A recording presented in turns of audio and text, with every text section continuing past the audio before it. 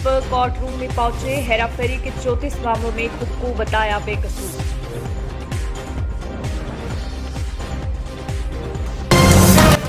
रूस ने फिनलैंड की नाटो सदस्यता के लिए जवाबी कार्यवाही की थी चेतावनी।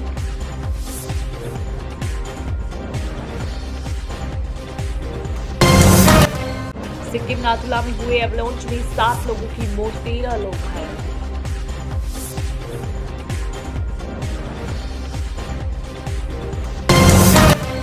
महाराष्ट्र के अहमदनगर जिले के गजराज नगर क्षेत्र में 2 गुटों में जमकर पथराव।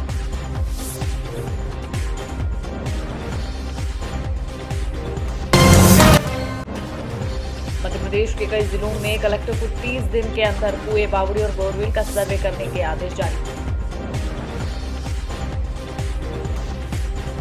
प्रधानमंत्री नरेंद्र मोदी ने भूटान नरेश जिग्मे खेसर नामग्येल वांगचुक के साथ गर्मजोशी भरी बैठक की है।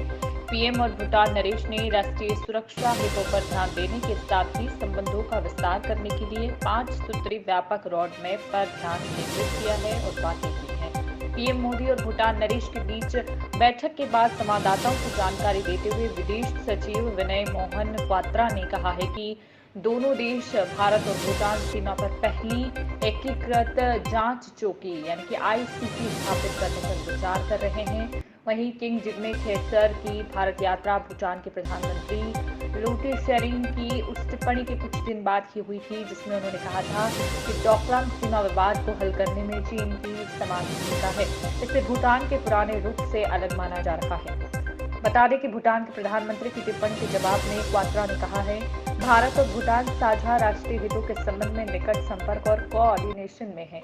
दोनों देश सुरक्षा सहित अपने आपसी हित से जुड़े मामलों पर बहुत करीबी परामर्श की एक लंबी परंपरा को बनाए रखते हैं।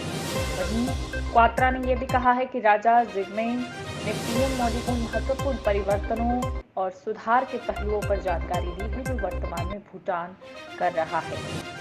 ब्यूरो रिपोर्ट, सिटीजन वॉइस, नई दिल्ली।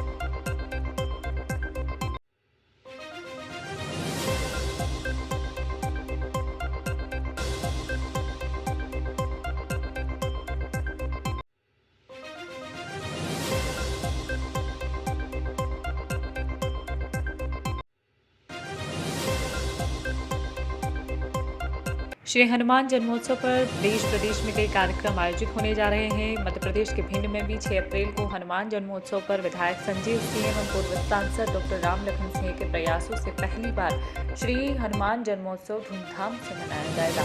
विधायक ने कहा है कि अंतर्राष्ट्रीय भजन भूषण पंडित मनीष शर्मा द्वारा संगीतमय सुंदरकांड की प्रस्तुति खंडा रोड भिंड में सुबह 9 बजे श्री हनुमान जन्मोत्सव के शुभ अवसर पर होने जा रहे इस कार्यक्रम को लेकर विधायक ने पत्रकारों के माध्यम से सभी भिंड विधानसभा वासियों से शामिल होने की अपील की है। संवाददाता आदित्य द्विवेदी की खबर, भिंड, मध्य प्रदेश। जन्मोत्सव मनाया जा रहा है।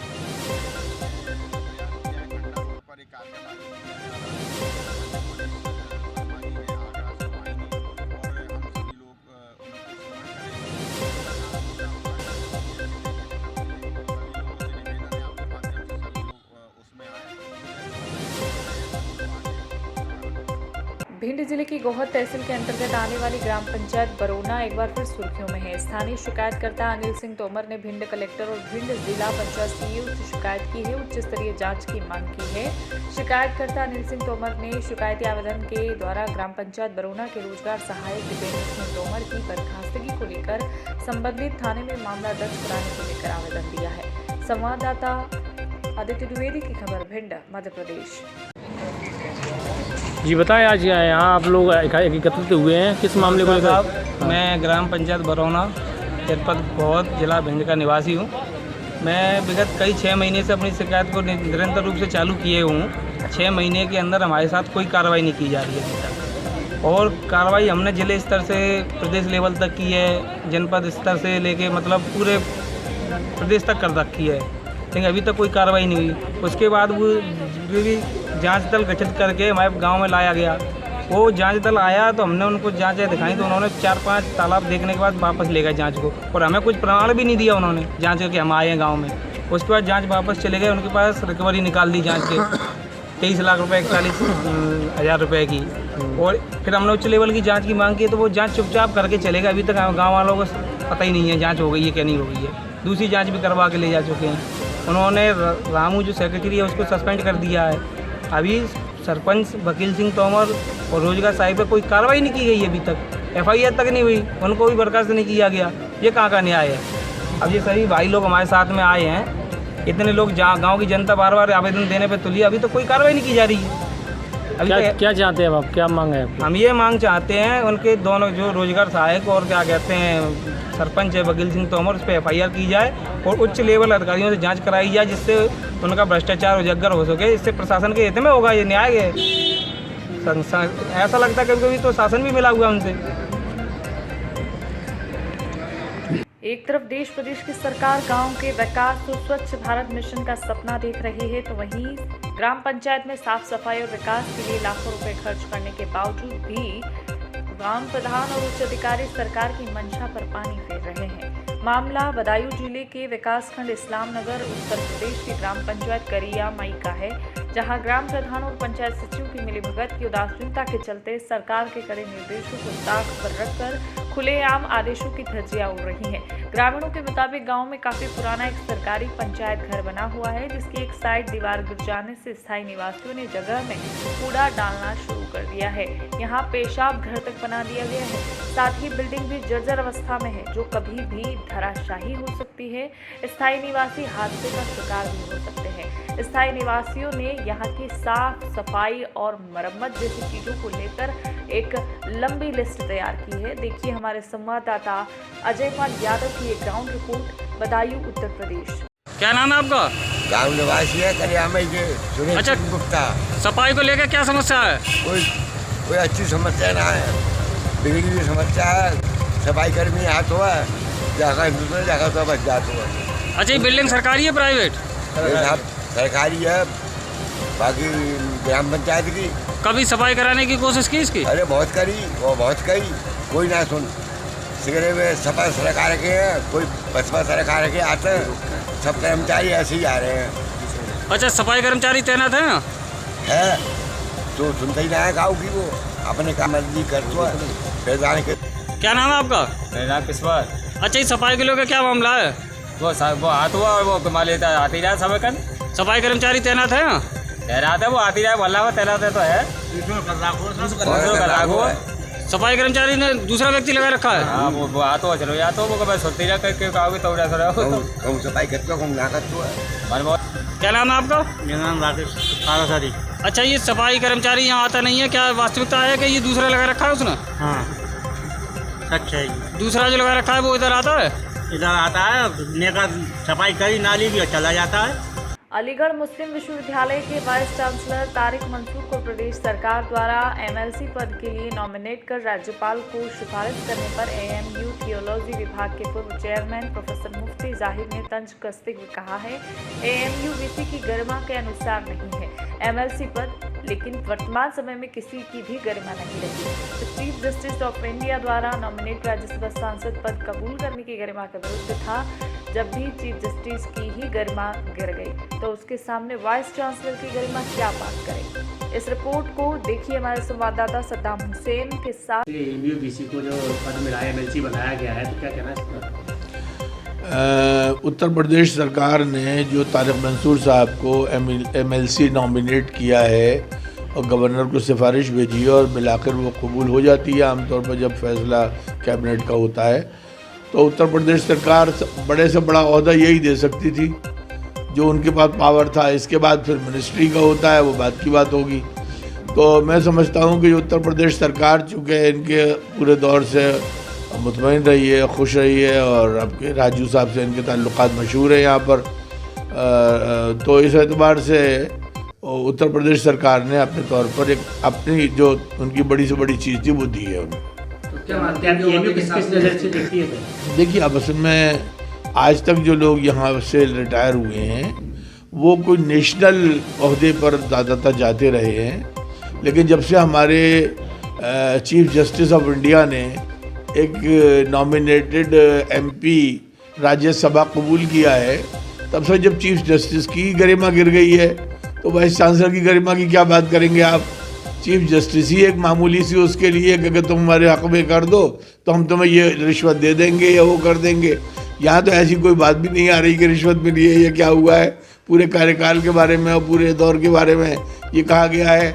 तो अब गरिमा तो यहाँ किसी चीज़ की रही नहीं है, कोई वक़ार, कोई इज्जत और कोई वो है डिग्निटी, वो तो बाकी नहीं रही है। लेकिन इससे पहले ज़्यादातर गवर्नर बने हैं, वाइस प्रेसिडेंट बने हैं, माइनॉरिटी कमीशन के चेयरमैन बने हैं, इस तरह के बड़े बड़े ओहदे मिलते रहे हैं। बहरहाल हमारे यहाँ आमतौर पर तो यही समझा जाता है कि ये गोया बहुत बड़ी चीज़ नहीं है, बल्कि एक तरह से उनके ओहदे जो इस वक्त मौजूद है उससे थोड़ा कमतर दर्जे की चीज़ है। लेकिन बहरहाल इससे ये तो पता चल गया कि मौजूदा सरकार में उनकी अपनी एक हैसियत है, इमेज है, उसके एतबार से उनको ही दिया गया है। और पसमानदा मुसलमानों की तरफ आजकल तवज्जो है, हो सकता है उसी ख्याल से जो उन्होंने मजमून लिखा था द हिंदू में, और भी जगह छपा था वो, तो हो सकता है उसकी तरफ तवज्जो दे रही हो सरकार कि मुसलमानों को कुछ वोट को हम अपनी तरफ कर सकें। और उस नुक्ता नज़र से मुझे तो मालूम है नहीं कि पसमानदा है या नहीं है मुसलमानों में। लेकिन बहरहाल ये कहा जाता है, बाज़ लोग कहते हैं कि वो उस एतबार से अपने को सोचते हैं और गवर्नमेंट भी उनको उसी एतबार से नवाज रही है। किस नज़र से देखती है? AMU बिरादरी में आम तौर पर तो यही समझा जाता है कि ये एक तरह से उनकी शाया निशान नहीं है और इनको ज़रा AMU के VC को ज़रा और बड़ा ओहदा मिलना चाहिए, बस ये आम राय है। लेकिन बहरहाल अब जो मिल गया है वो UP गवर्नमेंट के सबसे ऊंचे ओहदे पर है, उससे ज़्यादा गवर्नमेंट नहीं दे सकती किसी को, तो वो दिया गया है। बहरहाल AMU के जवाहरलाल नेहरू मेडिकल कॉलेज में जूनियर डॉक्टरों की दबंगई का मामला सामने आया है, जहां मुरादाबाद से मरीज को लेकर उपचार कराने के लिए मेडिकल कॉलेज पहुंचे तीमारदारों के साथ मेडिकल कॉलेज के जूनियर डॉक्टर द्वारा मरीज की मौत के बाद गाली गलौज करते हुए मारपीट की गई है। अलीगढ़ के मेडिकल कॉलेज में ये घटना सामने आई है। तो वहीं इस घटना की जानकारी लगते ही उत्तर प्रदेश के भारतीय युवा कांग्रेस के नेता राजा उर्फ राजा भैया उन लोगों के पास मौके पर पहुंचे और इस घटना की घोर निंदा करते हुए उन्होंने मेडिकल कॉलेज के इमरजेंसी गेट पर धरना दिए जाने की चेतावनी दे डाली है। नेताजी ने इस दौरान मृतक मरीजों के तीमारदारों के साथ भी मारपीट करने वाले डॉक्टरों के खिलाफ कार्रवाई किए जाने की मांग की है। वहीं उन्होंने क्या कहा है, देखिए संवाददाता सद्दाम हुसैन की रिपोर्ट, अलीगढ़ उत्तर प्रदेश। किस तरीके से यहाँ पर आपके साथ यहाँ पे मेरे साथ सबसे पहली बात तो मिसबिहेव बहुत हुआ है। किस तरीके? मैं जो सीखने वाले बच्चे हैं, नर्स वगैरह हैं, मैंने उनको सिस्टर बोला तो वो मुझसे बोलती तुझे तमीज़ है बोलने का? मैं सिस्टर नहीं डॉक्टर हूँ, डॉक्टर। तो मैंने कहा सॉरी मैडम, मुझे पता नहीं था आप डॉक्टर हैं। अब मैं ये पूछना चाहता हूँ उस बच्ची से कि सिस्टर किसको कहते हैं, मैं उनको क्या बोलता? आपसे ही पूछूँ, आप बताइए क्या बोलना चाहिए था मुझको? क्या कहा उन्होंने कहा तू कम बोल और ये पर्चा ले जा। मैंने जो जैसे डॉक्टर आदेश कर रहे थे मैं उसका पालन कर रहा था। एक डॉक्टर मुझसे बोला इस साले को अंदर नहीं जाने देना। बाकी जो मरीजों के गार्जियंस हैं वो इस बात के साक्षात गवाह हैं, और कोई भी गवाह ना हो तो CCTV फुटेज गवाह हैं, ये निकलवा लेंगे लोग। हम लोग झगड़ा नहीं चाहते, हम अपने पेशेंट को घर ले जाना चाहते हैं, मगर हम ये चाहते हैं कि जो हमारे साथ मिसबिहेव हुआ है इसकी कानूनी कार्रवाई हो, जांच हो और जो दोषी पाया जाए उसके खिलाफ कार्रवाई हो। कौन डॉक्टर थे? डॉक्टर शिवम नाम है, एक का नाम पहचान पाया हूँ, शिवम। वो सबके नाम गिना देंगे जिसने खास करके शिवम के नाम में करा रहा। नहीं, मारपीट कुछ नहीं। क्या मामला है? एक पेशेंट थे, क्रोनिक पैंक्रेटाइटिस के थे, बहुत समय से बीमार थे, मुरादाबाद से यहाँ लाए थे। पल्स BP वगैरह कुछ भी नहीं था। डॉक्टर्स ने यहाँ कोशिश की रिवाइव करने की, सेंट्रल लाइन वगैरह सब डाली, उन्होंने कोशिश की, वो नहीं बच पाए। फिस्टुला भी बना हुआ था, क्रोनिक यंग पेशेंट थे, तो थोड़ा सा एक इमोशनल बस्ट था उनके साथ वालों पर। तो उन्होंने जो भी उनकी ग्रीवेंसेस थी हमने उनसे लिख के ले लिया कंप्लेंट, उसको MS साहब के लिए मैंने फॉरवर्ड कर दिया, उस पर इंक्वायरी। क्या किसी की दाढ़ी वाड़ी पकड़ने का मामला सामने आया कि मरीज से तीमारदार के साथ? नहीं, वो तो खुद ही मना कर गए। पहले जो साहब बोल रहे थे कि मेरे मुझसे ये कहा वो कहा, वो तो खुद ही डिनाई कर गए, ऐसा कुछ नहीं हुआ। वो पहले गार्ड के लिए बोल रहे थे, तो मैंने उनसे पूछा कि गार्ड को आप पहचानिए, बोले नहीं ऐसा कुछ मामला नहीं।